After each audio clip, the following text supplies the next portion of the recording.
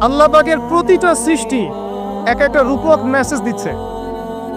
জানেন, রাবার গাছ দেখেছেন? রাবার গাছ, যে গাছ থেকে রাবার হয়, গাছটাকে দেখবেন পরিচ্ছন্ন, গাছটা পরিষ্কার। যে নিজে পরিষ্কার করে সে নিজেও পরিচ্ছন্ন। জমিনের মধ্যে দেখবেন মৃত জমিন, বৃষ্টি পড়লো, সজীব হয়ে উঠলো। সবুজ ধান ক্ষেত, এই সবুজ ধান ক্ষেতটা আপনার যৌবন, আস্তে আস্তে ফসল হবে। এই ফসল হওয়ার টাইমটা হচ্ছে আপনার পৌরত্ব। এরপরে ফসলটা কেটে ফেলা হবে। এই ফসলটা আপনার ভালো কাজ, আমলে সালেহ, এটাকে রেখে দেওয়া হবে। বাকিটাকে হলুদ বর্ণের যে খড়কুটা, এটাকে জ্বালিয়ে দেওয়া হবে। এই যে ধান গজালো, একটা সিজন গেল, এর মধ্যে আপনার দুনিয়ার জীবনের হায়াতের রূপকথা আছে। জি, পাহাড়কে দেখেন, পাহাড় বিশালতা নিয়ে দাঁড়িয়ে থাকে। ওর গায়ে যতই ঢিল মারেন, লাথি মারেন, সমালোচনা করেন, সে নড়বে না তার জায়গা থেকে, থাকবে। সে ওর জায়গায় স্থির থাকবে, কিন্তু সে শান্ত থাকে, সে চিল্লাফাল্লা করে না। তাই যারা সাহসী বীর, তারা বেশি কথা বলে না, শান্ত থাকে। যারা পাহাড়ের মধ্যে দৃঢ়, ওরা বেশি কথা বলে না। সাগরকে দেখেন, বিশাল সাগর, কক্সবাজারে যান, সাগরকে বিশাল সাগর গর্জন করছে, ভিতরে অনেক সম্পদ, অনেক মাখলুক আছে। আপনি সামনে গিয়ে দাঁড়ান, বিনয়ের সাথে আপনার পা ধুয়ে দিবেন, কোনো অহংকার করবে না। প্রতিটা সৃষ্টি আল্লাহ পাকের এক একটা মেসেজ দেয়। ঠিক মেয়ে মানুষও একটা মেসেজ দেয়। কি মেসেজ? আল্লাহ পাক মানুষকে সবচেয়ে সুন্দর করে সৃষ্টি করেছেন, আর মানুষের মধ্যে মেয়েদেরকে সবচেয়ে বেশি সুন্দর করে সৃষ্টি করেছেন। আল্লাহ পাকের সবচেয়ে সুন্দর সৃষ্টি হচ্ছে মেয়েরা, এবং তারা খুব নরম হয়, নরম, প্রজাপতি ধরার মতো। প্রজাপতিকে ধাপ করে ধরতে পারবেন না আপনি, শক্ত করে ধরতে গেলে প্রজাপতি নষ্ট হয়ে যাবে, মরে যাবে। প্রজাপতিকে কোমল ভাবে ধরতে হবে। ঠিক মেয়েদের সামনেও আপনার কোমল থাকতে হবে। বেশি হার্ড হতে যাবেন, শেষ। আমি আপনার গার্লফ্রেন্ডের সামনে কোমল হতে বলি নাই, আপনার ওয়াইফের সামনে হতে বলেছি। কোমল থাকলে আপনি জিতে যাবেন। দেখবেন দুনিয়া চিল্লা ফাল্লা করছে আপনার বাসায়, আপনি চুপচাপ আছেন, পাহাড়ের মতো কোমল আছেন। 5 মিনিট পর দেখবেন নিজেই ঠান্ডা হয়ে এসে বলছে, আচ্ছা সরি, ভুল হয়ে গেছে। আর যদি আপনি চিল্লা ফাল্লার কাউন্টার দিতে যান, তাহলে দেখবেন সুটকেস গোছানো শেষ, বাবার বাড়ি চলে গেছে। ডিল করা খুব ডিফিকাল্ট। এখানে আপনাকে খুবই সবরের পরিচয় দিতে হবে। আল্লাহ পাক বোঝার তৌফিক দান করুন। আর আমরা মা বোনদেরকে রিকোয়েস্ট করব, 4টা মূলনীতি মেনে কাপড় চোপড় পরবেন। আপনার কাপড়টা এমন হবে না যেই কাপড়টা পরলেও অঙ্গ প্রত্যঙ্গ দেখা যায়, বোঝা যায়, এমন হবে না। কাপড়টা এমন হবে না এত টাইট ফিটিং যে আপনার অঙ্গের উঁচু নিচু অবয়ব বোঝা যায়, এমন হবে না। কাপড়টা এমন হবে না যেটা অমুসলিমদের পোশাক, আর কাপড়টা এমন হবে না যেটা পুরুষদের পোশাক। এই মূলনীতিগুলো মেনটেন করে কাপড় পরবেন ইনশাআল্লাহ। এছাড়াও মেয়েদের কথায় পর্দা আছে, চলনে পর্দা আছে, ওঠা বসায় পর্দা আছে। নামাজ পড়ার সময় তাদেরকে কিছুটা শালীনভাবে নামাজ পড়তে হয়। তাদের চোখের দৃষ্টির মধ্যে পর্দা আছে। এগুলো কে শিখাবে এখনকার মেয়েদেরকে? সবসময় বিজি দেখবেন, নতুন কোন সিরিয়াল আসছে, নতুন কোন ফ্যাশন আসছে, নতুন কোন পার্লারে কি আসছে, কোন কাটিং আসছে, কোন নায়িকা আসলো, ও যে বাংলাদেশে কোন এক নায়িকা আসছে, তাই নিয়ে মিডিয়াতে এমন তোলপাড়, মনে কি নাকি একটা অবস্থা। আল্লাহর কাছে তোমার কি মূল্য আছে হে? আল্লাহর কাছে তোমাদের কি মূল্য আছে? তোমরা কি 5 ওয়াক্ত নামাজ পড়ো? তোমরা কি পর্দা করো? তোমাদের মধ্যে হায়াবোধ কিছু আছে? তোমরা মানুষকে ভালো কিছু শিখাও, সমাজকে ভালো কিছু দাও, শালীন কিছু দাও। আল্লাহর কাছে তোমাদের কি মূল্য আছে?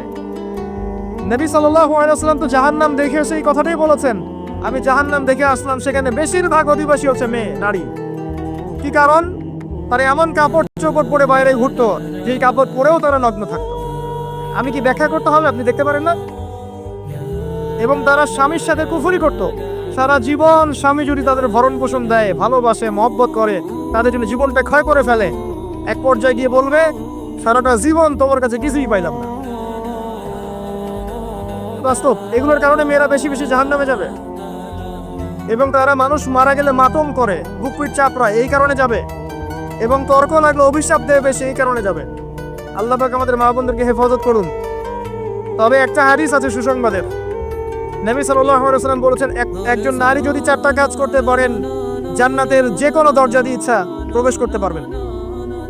1 নাম্বার 5 ওয়াক্ত নামাজ, 2 নাম্বার রমজান মাসে সওম, 3 নাম্বার আপনার লজ্জাস্থানের হেফাজত অর্থাৎ খাস পর্দা, এবং 4 নাম্বার আপনার স্বামীর আনুগত্য। ফ্যামিনিস্ট আকীদার মেয়ে হলে আনুগত্যকে দাসত্ব মনে করে, স্বামীর আনুগত্যকে তারা দাসত্ব মনে করে। স্বামী কে? স্বামীর সম্মান বোঝেন আপনি? স্বামী কে? যার ব্যাপারে নবী সাল্লাল্লাহু আলাইহি ওয়াসাল্লাম বলেছেন, আমি যদি আল্লাহ ছাড়া অন্য কাউকে সেজদা করতে বলতাম তাহলে মেয়েদেরকে বলতাম তারা যেন স্বামীদেরকে সেজদা করে। আপনাকে আমি কিভাবে বুঝাবো স্বামীকে? স্বামীর মর্যাদা কোথায়? এগুলো কি ইসলাম মেয়েদেরকে ডমিনেট করছে এগুলো দিয়ে? কেন? এই স্বামী আপনার জন্য সারাটা জীবন ক্ষয় করে ফেলে। একটা চোর পর্যন্ত, একটা চোর, একটা করাপ্টেড মানুষ, দুর্নীতিগ্রস্ত মানুষ, সে চুরি করে দুর্নীতি করে এনে বাচ্চাকে খাওয়ায়। একটা ধর্ষক পর্যন্ত ওর মেয়েকে আদর করে। পুরুষ মানুষ কি জিনিস কেমন করে বুঝবেন? সারাটা জীবন ক্ষয় করে ফেলায়। যদি আপনি তার আনুগত্য করেন, তার সামনে সুন্দর মতো থাকেন, তার কথার সাথে তর্ক না করেন, ভালোবাসা দিয়ে থাকেন, আপনার জন্য সে জীবন দিতে প্রস্তুত থাকবে। এরকম পুরুষ মানুষ। আপনাদেরকে কেউ চোখ তুলে তাকে চোখ তুলে ফেলাবে, এরকম পুরুষ মানুষ। আর এখন তো পরিস্থিতি ডিফারেন্ট। বাসায় পুরুষ বাইরের ছেলের সাথে ফোনে প্রেম হয়ে গেছে, পালাই চলে গেছে, বিয়ে করে ফেলছে। দেখবেন বাসায় স্ত্রী আছে, বাইরের মেয়ের সাথে প্রেম করে বিয়ে করা শেষ। বিয়ে করলে সমস্যা নাই, ব্যভিচার করে ফেলছে। বিয়ে সে করতেই পারে, সেদের সমতা রক্ষা করতে পারে, সেটা তার ডিফারেন্ট ইস্যু, এটা অন্য ইস্যু। তো স্বামীর আনুগত্য আপনি কিভাবে বুঝাবেন? এটা দাসত্ব নয়। নবী সাল্লাল্লাহু আলাইহি ওয়াসাল্লাম বলেছেন, কোনো স্বামী যদি কোনো স্ত্রীকে চায়, তার প্রয়োজনের জন্য চায়, মহব্বতের জন্য, স্ত্রী যদি চুলায় রান্না করতে থাকে, ওই রান্না ফেলে দিয়ে তাকে আসতে হবে। হাদিস। রাতের বেলা স্বামী স্ত্রী শুয়েছে, স্বামীর চাহিদা আছে, স্ত্রীর কোনো সমস্যা নাই, স্ত্রী ফিট, ইচ্ছা করেই অহেতুক স্বামীকে বলল আমি রাজি না, উল্টা পাশে মুখ করে ঘুমিয়ে গেল। আল্লাহর নবী বলছেন, সারা রাত আল্লাহর পক্ষ থেকে একজন ফেরেশতা আসবে, এসে এই নারীকে অভিশাপ দিতে থাকবে। এখন একটু হাদিস শুনলে বলবে যে ইসলাম তো মেয়েদেরকে ছোট করছে। একজন মেয়ে তার, একজন স্বামীর কথা বলছে, স্বামী তার মেয়ে, তার স্ত্রী, তার মা, তার বোন, সবাইকে তার মিরাসের হক দিতে হয়। একজন মেয়ে তার বাবার সম্পত্তি পায়, কোনো কোনো ক্ষেত্রে তার ভাইয়ের সম্পত্তি পায়, তার স্বামীটা তো পাই, তার ছেলের টক, নানি হলেও সম্পত্তির হক আছে। একটা মেয়েকে চতুর্দিক থেকে সিকিউর করা হয়েছে ইসলামে। তারপরেও কিছু ফ্যামিনিস্টের কারণে এরা বলবে যে মেয়েদেরকে ইসলাম ছোট করছে। হ্যাঁ, মেয়েদেরকে ইসলাম কেন ছোট করছে? কারণ পর্দা করে যে বাইরে বেরোতে বলেছে, ঢ্যাং ঢ্যাং করে নগ্ন হয়ে বেরোতে নিষেধ করেছে, এই কারণে। যদি বলে যে ইসলাম আপনাদেরকে ফ্রি মিক্সিং এর স্বাধীনতা দিচ্ছে, আপনারা সবাই ফ্রি মিক্সিং করেন, গেঞ্জি পরেন, টি শার্ট পরেন, স্যান্ডো গেঞ্জি পরে বাইরে ঘুরে বেড়ান, টাইট ফিটিং প্যান্ট পরে বাইরে ঘুরে বেড়ান, সব জায়গায় আপনারা ফ্রি মিক্সিং করেন, পর্ন দেখেন, জেনা করেন, মদ খান, ইসলাম খুব ভালো। তখন তোমাদের জন্য তো ইসলাম নয়, তোমরা জাহান্নামে যাও, আল্লাহর কি আসে যায়? ইসলাম তোমাদের জন্য নয়, তোমরা জাহান্নামে গিয়ে মরো, ইসলামের কিছু যায় আসে না। আল্লাহর ওয়াস্তে পারিবারিক আদর্শের দিকে ফোকাস করেন প্রিয় ভাই। নিজে জাহান্নামের আগুন থেকে বাঁচেন, পরিবার বর্গকে বাঁচান, পরিবার একটা পার্ট হচ্ছে আপনার পিতামাতার সাথে খারাপ আচরণ করতে যায় না আল্লাহর ওয়াস্তে। সেই ব্যক্তির জন্য ধ্বংস যার পিতামাতা বেঁচে আছে, তাদের হক আদায় করে সে জান্নাতে যেতে পারলো না, তার জন্য ধ্বংস।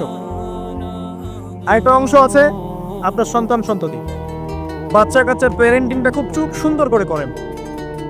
যখন আপনি স্ত্রীর সাথে মিলন করতে গিয়েছেন তখন দোয়া পড়েন, আল্লাহুম্মা বিসমিল্লাহি আল্লাহুম্মা জান্নিবনি শাইতান ওয়া জান্নিবিশ শাইতান মা রাযাকতানা। আমার মনে হয় এখনকার জেনারেশন যেগুলো আছে ফাসেক, মাদক সেবন করে, পর্নোগ্রাফিতে আসক্ত, ইয়াবাখোর, স্মাগলিং করছে, চুরি করছে, হাবিজাবি, ধর্ষণ করছে, আমার মনে হয় না তাদের পিতামাতা তাদেরকে জন্ম দেওয়ার সময় দোয়াগুলো পড়েছিল। কারণ পিতামাতা এই দোয়া পড়লে ওই সন্তানকে শয়তান স্পর্শ করতে পারে না। সন্তান হবে, সন্তান ছেলে হোক মেয়ে হোক, আপনার এটা নিয়ে মন খারাপ করার কিছু নাই। একজন কন্যা সন্তানকে লালন পালন করে সৎ পাত্রে পাত্রস্থ করলে এই মেয়ে পরকালে আপনার জন্য জাহান্নামের আগুন থেকে ঢাল হয়ে